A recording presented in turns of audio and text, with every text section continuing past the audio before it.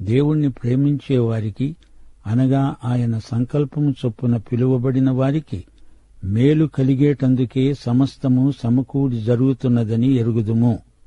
దేవుని ప్రేమ ఎంతగా పనిచేస్తుందో చూచారా? సమస్తము అంటే అన్ని పరిస్థితులు, అన్ని సంఘటనలు, మంచి చెడు, వెలుగు చీకటి, తీపి చేదు, తెలుపు నలుపు, సులభం కఠినం, సంతోషం విషాదం, ఐశ్వర్యము దారిద్ర్యము, రోగము ఆరోగ్యము, ప్రశాంతత తుఫాను, సుఖం శ్రమ, బతుకు చావు మొదలైన ద్వంద్వాలకు అతీతమైన అనుభూతి దేవుని ప్రేమ. యేసు ప్రేమికులకు అంతా వారి మంచికే సమకూడి జరుగుతుంది. అంటే అలా జరిగేటట్లు చేస్తాడు దేవుడు. ప్రమాదాలు అపాయాలు సైతం ఉత్తరోత్తర మన మేలుకే సమకూడి జరుగుతాయి. పాత నిబంధన విశ్వాసవీరుడైన యోసేపును ఒక్కసారి చూడండి. యోసేపు జీవితమంతా కష్టసుఖాల సమ్మేళనమే. ఎన్నో దెబ్బలు తిన్నాడు, ఆశాభంగాలెన్నో, శ్రమలెన్నెన్నో. అతనికి ఎంతో కీడు తలపెట్టిన తన సోదరులతో అతడేమన్నాడు? ఆదికాండం 50:20 మీరు నాకు కీడు చెయ్యాలని ఉద్దేశించారు గాని నేటి దినమున జరుగుతున్నట్లు, అనగా బహు ప్రజలను బ్రతికించున్నట్లు దానిని మేలుకే దేవుడు ఉద్దేశించాడు. ఏది జరిగినా అదంతా నాకే కాదు, అశేష ప్రజల మేలు కోసమే దేవుడు మార్చేస్తాడు. దేవుని బిడ్డలు, మీరు కూడా ఒకానొక రోజు మీ గత జీవితంలో జరిగిందంతా సమీక్షించుకొని యోబుతో కలిసి చెప్పగలుగుతారు, అంతా మన మంచికే. యోబు గ్రంథం 13:15. ఇదిగో ఆయన నన్ను చంపినా నేనాయన్నే నమ్ముకుంటాను, ఆయన కోసమే కనిపెట్టుకొని ఉన్నాను. అలాంటి విశ్వాస పరిపక్వత మనకు ఉండాలి. ఆయనే అంతా నిర్వహిస్తాడు. అంతా మన మేలుకే, మన మంచికే సమకూడి జరిగేటట్లు ఆయనే చేస్తాడు. ఇది నిజం. మనకు స్ఫూర్తి, ప్రేరణ, నిరీక్షణ ఆయనే. ఆయనే సంఘటనల ఫలితాలను మన మంచి కోసం మలుస్తాడు. కాని మనం బాధ ఓర్చుకోలేక సణుగుతాము. ఇర్మియా గ్రంథం 11:14 మొర్రపెట్టినా వినను, వారి కష్టం తొలగించను అని దేవుడు ఎందుకన్నాడు? లోకమంతటినీ ఆయన ఒక్క నిమిషంలో తల్లక్రిందులు చేయగలడు. జీవమైన మరణమైన నిర్భయంగా ఎదుర్కోగల విశ్వాస పరిపక్వత మనకు రావాలి. అట్టి నిరీక్షణ మనకు కలగాలి.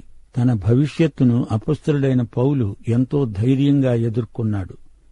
అపొస్తల కార్యములు 21:13 తన స్నేహితులతో అన్నాడు, ఇదంతా ఎందుకు?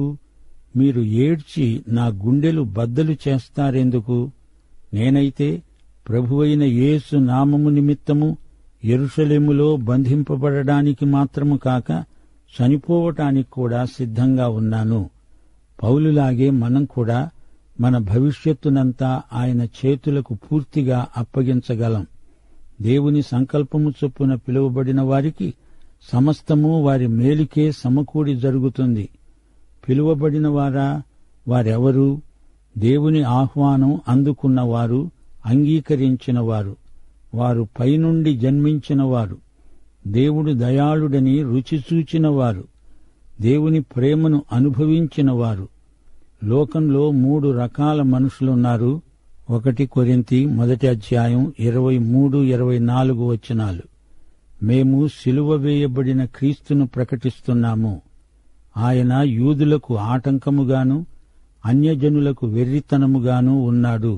కాని యూదులకేమి హెల్లేనీయులకేమి పిలువబడిన వారికే క్రీస్తు దేవుని శక్తి, దేవుని జ్ఞానము అయి ఉన్నాడు.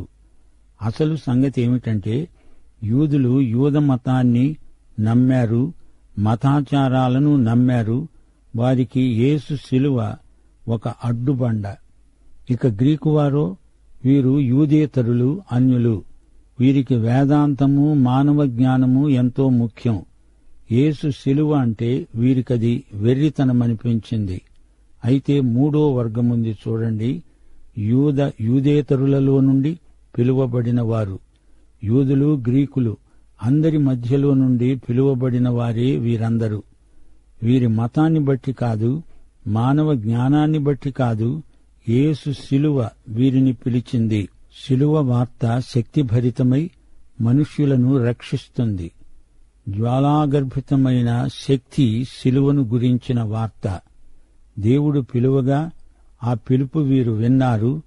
ఆయన తన మహాసంకల్పము చొప్పున వీరిని పిలిచాడు.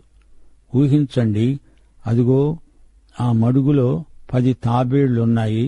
నువ్వు వెళ్లి 10 తాబేళ్లకు చెప్పు, మీకు ఎగరడం నేర్పుతాను అని చూడు. వాటిలో 9 తాబేళ్లు వెంటనే అంటాయి, ఎగరడం మాకిష్టం లేదు, మా ప్రస్తుత స్థితే మాకు హాయిగా ఉంది. అయితే ఆ 10వ తాబేలు అంటుంది, నాకు ఎగరాలని ఉంది. ఆ తాబేలు పిలువబడింది, ఆ పిలుపును అంగీకరించింది, ఎగరడం నేర్చుకుంది, ఎగిరింది. దీనికి మిగతా 9 తాబేళ్లకు ఎంతో వ్యత్యాసముంది. అవి మునుపటిలాగే తాబేళ్లుగా ఉండిపోయాయి. వాటి గతి అంతే. నశించేవారు, నాశనాన్ని కోరుకున్నవారు తప్పిపోనక్కర్లేదు గాని వారు తప్పిపోవాలని తీర్మానించుకున్నారు. ఏది కోరుకుంటే అదే ప్రాప్తిస్తుంది. పాపి పాపం చేస్తాడు, అయితే దేవుడు పాపిని క్షమిస్తాడు, రక్షిస్తాడు. దూరంగా ఉన్న పాపి తన స్వంత తీర్మానం చేత దేవునికి సమీపస్థుడవుతాడు. అంతా ఆయన సంకల్పము చొప్పున జరుగుతుంది. దేవుడు ఏది తలపెట్టినా, ఏది చేసినా అదంతా ఎంతో మంచిది. ఆయన నీతిమంతుడు, ఆయన పరిశుద్ధుడు, ప్రేమమయుడు. మానవుడు దేవుని ఎదటికి వస్తే అతనికి గర్వభంగమవుతుంది. దేవుడు నిన్ను ఏర్పరచుకున్నాడు, ఇందులో గర్వించాల్సిందేమీ లేదు.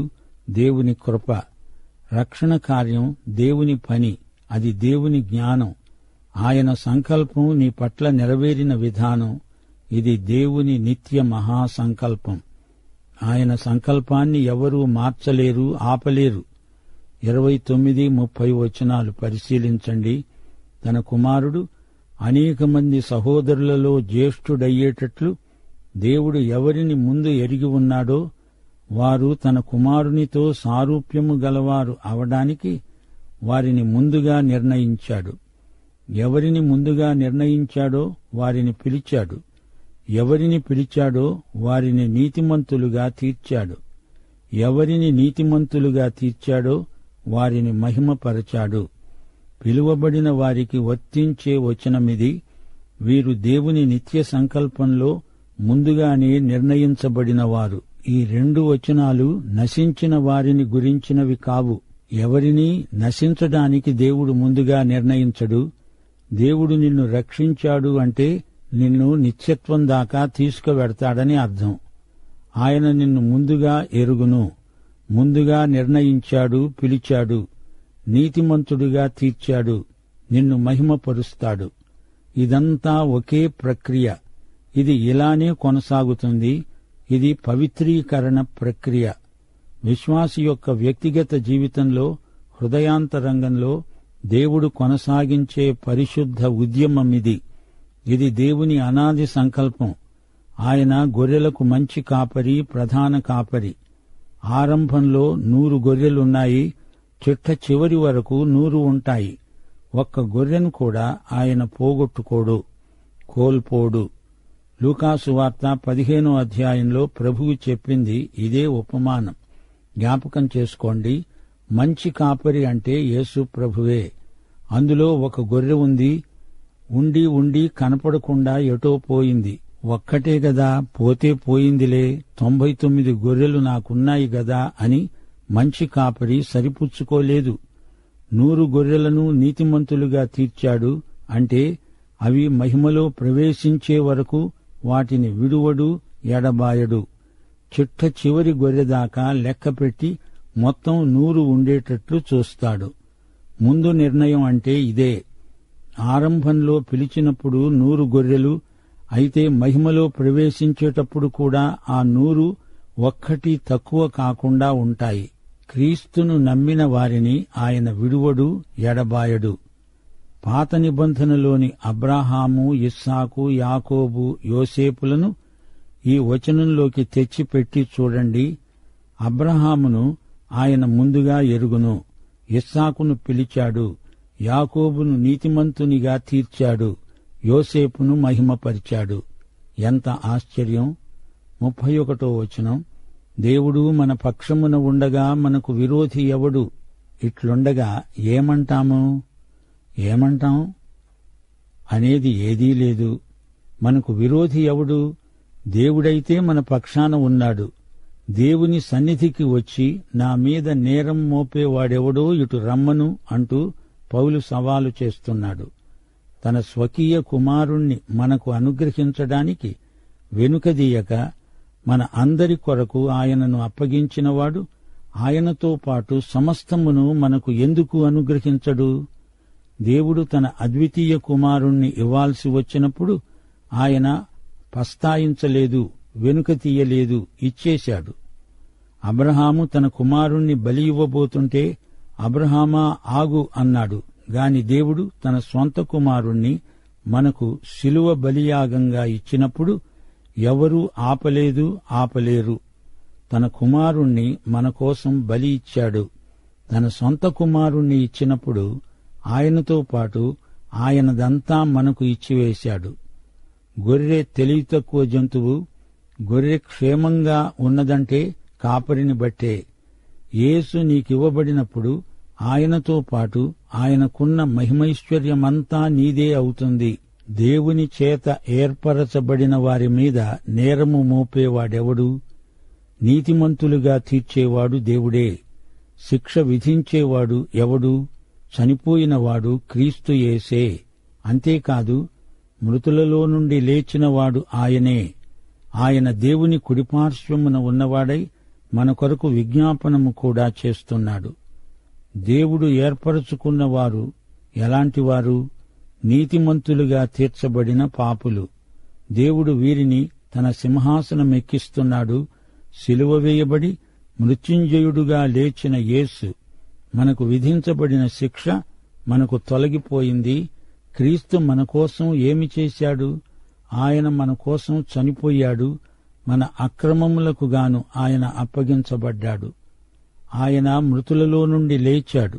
లేచి మనల్ని నీతిమంతులుగా తీర్చాడు. ఆయన ఇప్పుడు దేవుని కుడిపార్శ్వమున ఉన్నాడు. ఆయన సజీవుడు. ఆయన మన కోసం విజ్ఞాపన చేస్తున్నాడు. యేసు మన పక్షాన విజ్ఞాపన మానలేదు. అందుచేత మన మీద నేరం మోపడానికి ఎవరికీ అధికారం లేదు. 35వ వచనం, క్రీస్తు ప్రేమ నుండి మనలను ఎడబాపేవాడెవడు? శ్రమైనా, బాధైనా, హింస అయినా, కరువైనా, వస్త్రహీనత అయినా, ఉపద్రవమైనా, ఖడ్గమైనా మనల్ని ఎడబాపుతుందా? ఇందును గూర్చి రాయబడినదేమనగా, నిన్ను బట్టి దినమెల్లా మేము వధింపబడిన వారము, వధకు సిద్ధమైన గొర్రెలమని ఎంచబడిన వారము. అయినా మనలను ప్రేమించిన వాని ద్వారా మనము వీటన్నిటిలో అత్యధిక విజయము పొందుతున్నాము. శ్రోతలు వింటున్నారా? మనకు మన యేసుకు మధ్య ఉన్న ఈ ప్రేమ సంబంధాన్ని ఎవరూ తెగదింపులు చెయ్యలేరు. ఏదీ ఎడబాపజాలదు. బాధలేమైనా రాని, శ్రమలెన్నైనా కలగని, యేసు ప్రేమ నుండి మనలను ఎడబాపే శక్తి ఏదీ లేదు. ఎడబాటు అనేది ఉండదు. ప్రభుత్వము విశ్వాసులను శ్రమలకు గురిచేసిన సందర్భాలున్నాయి. నీ గురించి దుష్ప్రచారాలు ఎన్నైనా సైతాను చేయగలడు. అయినా యేసుకు నీకు ఉన్న ప్రేమ సంబంధం విడదీయరానిది. కరువు, వస్త్రహీనత, ఖడ్గం ఇవేమీ యేసుకు నాకు ఉన్న ప్రేమను తొలగించజాలవు, ఎడబాటు కలిగించనేరవు. ఇదంతా పౌలు యొక్క స్వానుభవం. 44వ కీర్తన 22వ వచనం నుండి పౌలు ఉటంకిస్తున్నాడు. నిన్ను బట్టి దినమెల్లా మేము వధించబడుతున్నాము, వధకు సిద్ధమైన గొర్రెలమని మేము ఎంచబడుతున్నాము. మనమిప్పుడు కృపాయుగంలో జీవిస్తున్నాము. ఇది కృపాకాలం. అయినా మనకు ఈ లోకంలో శ్రమలు తప్పవు. సైతాను దేవుని బిడ్డలకు వ్యతిరేకంగా ఎన్నెన్నో వ్యూహాలు పన్నుతున్నాడు.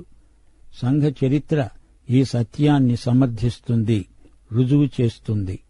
ప్రియ విశ్వాసీ, నీవు ఈ రోజున దేవుని పక్షాన సత్యం కోసం నిలవబడితే నీకు శ్రమలు, బాధలు, హింసలు, కడగండ్లు తప్పవు. ఇది గొర్రెల వధ. ఈ సైతానీయ లోకం దేవుని గొర్రెల వధశాల కబేళ. ఈ లోకంలో దేవుని బిడ్డలకు ఎక్కడో ఒకచోట కష్టాలు ప్రాప్తిస్తూనే ఉన్నాయి. వార్తలు వింటున్నాము. ఇంతా జరిగినా దేవుని ప్రేమ నుండి ఏదీ మనల్ని విడదీయలేదు. ఇది నిజం. మనకు వీటన్నిటిలో అత్యధిక విజయం. ఇదేమిటి? వధకు తేబడిన గొర్రెకు అత్యధిక విజయమా? అదెలా సాధ్యం? క్రైస్తవ విశ్వాసమంటే ఇదే. మనం వధించబడుతున్న విజేతలమే. మహావిజేత మనకున్నాడు గనుక మనము విజేతలం. మన ప్రభువు తన విజయం మనకిస్తాడు. మనలను ఓడిపోనివ్వడు. విజయం క్రీస్తుదే. దాన్ని మనం పంచుకుంటున్నాము. యేసు జీవం అనగా యేసు రక్తం మనకుంది. యేసు రక్తమే జయం. మరణమైనా, జీవమైనా, దేవదూతలైనా, ప్రధానులైనా, ఉన్నవి అయినా, రాబోయేవి అయినా, అధికారులైనా, ఎత్తైనా, లోతైనా, సృష్టించబడిన మరేదైనా మన ప్రభువైన క్రీస్తు యేసునందలి దేవుని ప్రేమ నుండి మనలను ఎడబాపనేరవని రూఢిగా నమ్ముతున్నాను. ఇది నా విశ్వాస ప్రమాణం అంటున్నాడు పౌలు. రూఢిగా నమ్ముతున్నాను. ఇది ఎంతో బలమైన, స్థిరమైన విశ్వాస ప్రమాణం. మరణం ఏమి చేయగలదు? అది మనల్ని ఆయన సన్నిధిలోకి తీసుకెళ్తుంది. ఆదిమ సంఘపు దినాలలో హతసాక్షుల వైఖరి ఎలా ఉండేదనుకుంటున్నారు? ఓ మరణమా, నీకు కృతజ్ఞుణ్ణి. నేరుగా నన్ను ప్రభువు సన్నిధిలో హాజరుపరుస్తున్నావు. మరణం మనకు హాని చేయజాలదు. ఆ మాటకొస్తే బతికుంటేనే మనకు శ్రమలెక్కువ. ఈ జీవితంలో ఎన్నో శోధనలు, దెబ్బలు, ఆశాభంగాలు, అనిశ్చిత పరిస్థితులు, ఉపద్రవాలు. మరణం వీటి నుండి విడుదల, మహిమ ప్రవేశం. ఇదే క్రీస్తు యేసునందలి దేవుని ప్రేమ. పడిపోయిన దేవుని దూతలే సైతాను దూతలు. వీరు కూడా మనల్నేమీ చెయ్యలేరు. ప్రధానులు, అధికారులు వీరెవరు? విశ్వాసులకు వీరు ఆధ్యాత్మిక శత్రువులు. ఎఫెసీ పత్రిక 6వ అధ్యాయం 12వ వచనం ఇదే అంశాన్ని ప్రస్తావిస్తోంది. మనము పోరాడేది శరీరులతో కాదుగాని ప్రధానులతో, అధికారులతో, ప్రస్తుత అంధకార సంబంధులైన లోకనాథులతో, ఆకాశమండలమందున్న దురాత్మల సమూహముతో పోరాడుతున్నాము. ప్రస్తుత పరిస్థితులు కాని, భవిష్యత్తులో జరగబోయేవి కాని, ఎత్తు అనగా అంతరిక్షం కాని, లోతు అనగా సముద్ర గర్భం కాని ఏదీ మనల్ని ప్రభువు నుండి వేరు చెయ్యలేదు. సృష్టించబడినది ఏదైనా మనల్నేమీ చెయ్యలేదు. గెలుపు క్రీస్తునందు మనదే. క్రీస్తునందు కేంద్రీకరించబడిన దేవుని ప్రేమ ఇది. క్రీస్తు కేంద్రిత ప్రేమ. ప్రియ విశ్వాసీ, రక్షణ అంటే ప్రేమ కథ. ఆయనే మొదట మనలను ప్రేమించాడు గనుక మనము ఆయనను ప్రేమించగలుగుతున్నాము. శాశ్వతమైన ప్రేమ. రోమాపత్రిక 8వ అధ్యాయం ప్రారంభంలో క్రీస్తునందు మనకు ఏ శిక్షావిధి లేదు, ముగింపులో ఎడబాటు లేదు, మధ్యలో సమస్తము మన మేలుకే సమకూడి జరుగుతాయి. ఈ అధ్యాయం ప్రేమలేఖ అధ్యయనమే. ప్రియ విశ్వాసీ, 8వ అధ్యాయంలోని పరిశుద్ధాత్మను గుర్తించండి. పరిశుద్ధాత్మ మన ఆత్మతో కూడా మనము దేవుని పిల్లలమని సాక్ష్యమిస్తున్నాడు. స్వాతంత్ర్యమిచ్చే ఆత్మ నియమం ఈ అధ్యాయంలో ప్రతిపాదించబడింది. పాఠం సమాప్తం. ప్రభువైన యేసుక్రీస్తు వారి కృప, తండ్రి అయిన దేవుని ప్రేమ, పరిశుద్ధాత్మ యొక్క అన్యోన్య సహవాసము మనకు నిత్యత్వము పర్యంతము తోడై ఉండునుగాక. ఆమేన్.